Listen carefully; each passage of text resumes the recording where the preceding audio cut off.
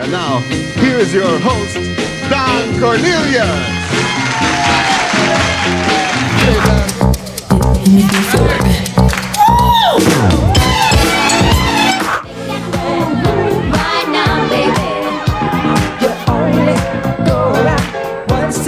He gave the world Soul Train, the show that redefined Black culture on television, but behind the smooth voice and iconic sign-off, Don Cornelius was unraveling. Lawsuits, scandals, and a darkness that would end in tragedy.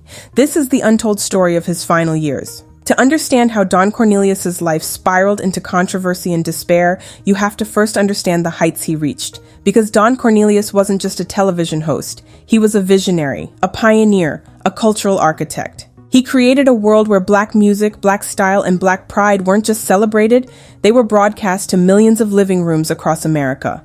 Donald Cortez Cornelius was born in Chicago in 1936. His early life was far from glamorous. He grew up in Bronzeville, a working-class Black neighborhood where opportunity was scarce and ambition was often crushed by segregation and systemic racism. But Don was different. Tall, charismatic, and with a voice that rumbled like velvet bass, he carried himself with quiet authority.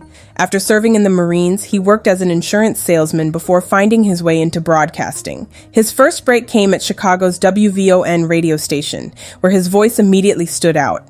By the late 1960s, Don Cornelius had a dream. He wanted to create a television show that celebrated Black music and dance, something that reflected the joy and creativity he saw in Chicago's clubs and community centers. In an era when American bandstand dominated youth culture, but sidelined Black performers and audiences, Don wanted something different, a stage where Black America was the star. In 1970, Soul Train premiered locally in Chicago. Filmed on a shoestring budget with young dancers plucked from the community, the show quickly gained traction. Don Cornelius himself served as host, guiding viewers with his signature calm baritone delivery. What set Soul Train apart was its authenticity.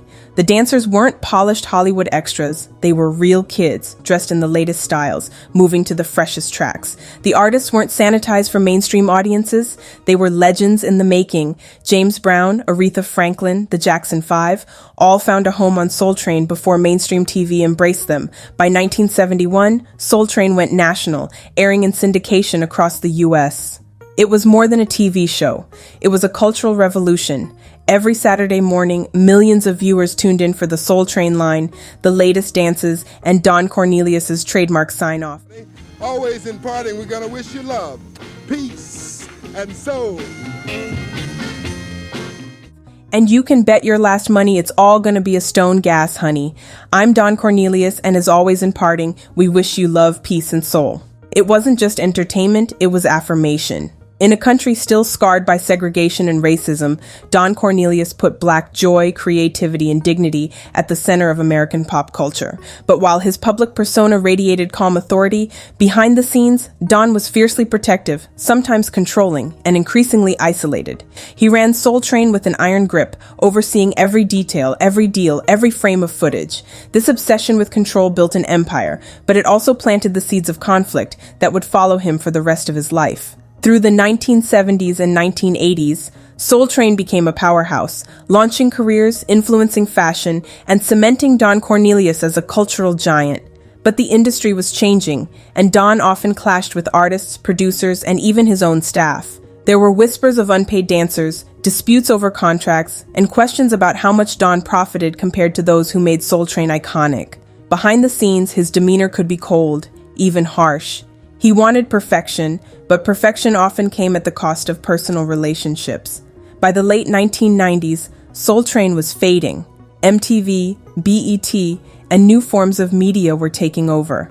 Don stepped back from hosting in 1993, passing the mic to others, but the show never felt the same.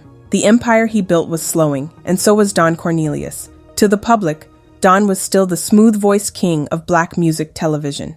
But in his private life, shadows were gathering. He was battling health issues after a 1990s brain surgery left him in chronic pain. He grew reclusive, withdrawing from the spotlight. And then came the controversies, headlines that would stain his legacy and reveal a darker side of the man who once stood for love, peace, and soul. By the mid-1990s, Don Cornelius was no longer the weekly face of Soul Train. After more than 2 decades, he stepped down as host in 1993.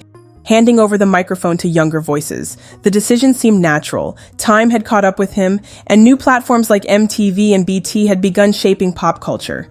But without the crown of Soul Train, Don's identity began to fracture. He was still respected as the man who gave a platform to black music, but his empire was shrinking. Ratings slipped, advertisers pulled away, and the brand that once defined Saturday mornings started feeling like a relic.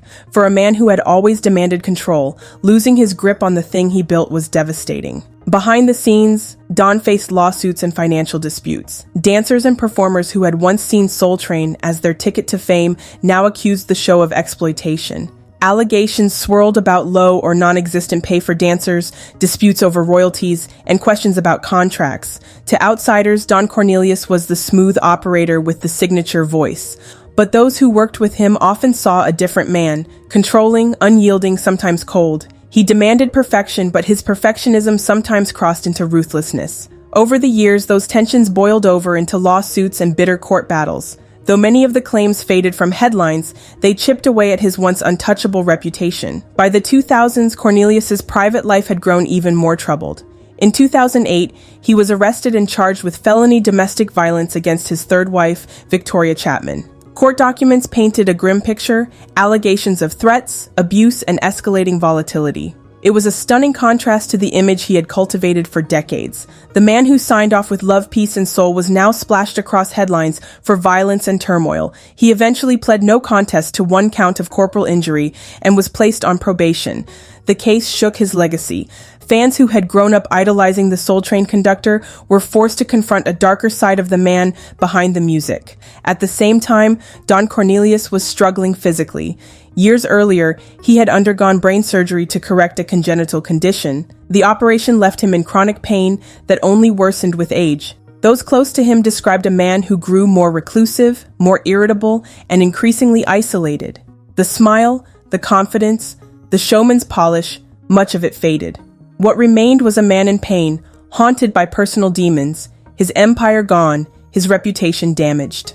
To the public, Cornelius still appeared occasionally at award shows, tributes, and industry events. But those who saw him up close noted the change. He looked tired, withdrawn, and far older than his years. The final decade of his life was marked by contradictions. He was celebrated for his pioneering role in black entertainment, yet dogged by legal troubles. He was remembered for his velvet voice and iconic catchphrase, yet whispered about for his temper and personal life. The cracks that had long been hidden behind the glamour of Soul Train were now visible to all. By 2011, it was clear to those who knew him that Don Cornelius was fading. He sold his beloved Mulholland Drive home, withdrew from public life, and rarely gave interviews. The man who once embodied cool confidence now seemed trapped by pain, regret, and loneliness. And beneath it all, a storm was building. A storm that would culminate in the most shocking and tragic moment of his life. In the early 2000s, Don Cornelius was a man in decline. Decades of being the conductor of Soul Train, the king of cool who defined Saturday mornings, were behind him. The empire he built had been sold, his health was failing, and his personal life had become marred by scandal. Friends recalled seeing a man who seemed lost without his show, without his audience. The once impeccably dressed host, always sharp in his suits, now appeared weary, often withdrawn, a shadow of his former self. Cornelius had long suffered from complications of a brain surgery he underwent in the 1990s to treat seizures. The operation left him with chronic pain that grew worse with age. Physical suffering was compounded by loneliness. His marriage to Victoria Chapman had ended in divorce following domestic abuse charges, and relationships with family members were strained. He no longer commanded a stage, no longer had millions waiting for his love, peace, and soul each week. For a man whose identity was tied to his image and influence, the silence was deafening. On February 1st, 2012, at his home on Mulholland Drive in Los Angeles, Don Cornelius died by suicide. He was 75 years old. The news sent shockwaves across the entertainment industry. Fans who had grown up watching Soul Train were stunned. How could the man who gave the world so much joy, who brought soul, funk, and disco into living rooms across America, die in such despair? It seemed unthinkable that the icon of love, peace, and soul would leave the world in violence and sorrow. Reports later revealed the depth of his struggles, his worsening health, his pain, his financial difficulties, and his deepening isolation. He had once said in court documents that he didn't have long to live and wanted to get his affairs in order. The reaction was immediate and emotional. Tributes poured in from across the music world. Artists who had once debuted on Soul Train spoke of how Don Cornelius gave them a stage when few others would. Fans remembered watching the Soul Train line with their families, imitating the dances, learning the fashion. Yet the tributes were complicated. Alongside admiration came reminders of his flaws. The lawsuits, the domestic abuse conviction, the image of a man who had grown controlling, difficult, and isolated. His legacy was no longer simple, it was light and shadow. To this day, Don Cornelius stands as a paradox. On one hand, he was a visionary who changed television.